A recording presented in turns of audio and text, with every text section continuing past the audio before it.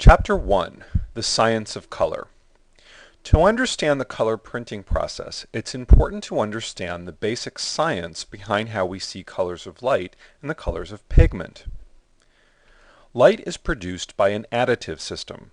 The light generated by the source, in this case the sun, is made up of waves, which combine to form what we call white light.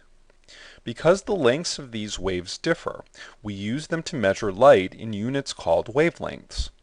Some of these wavelengths can be perceived by the human eye, which distinguishes individual wavelengths as different colors.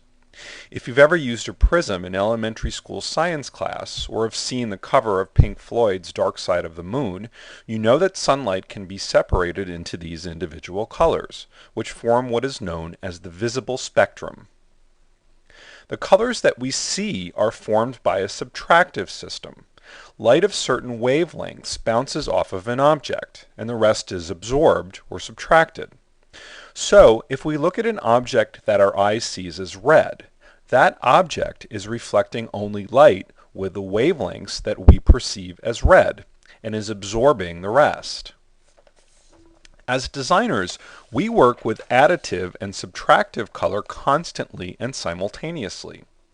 Additive color is used by our monitors, which use light to produce color, and subtractive color is used by our printers, which use pigment to produce color.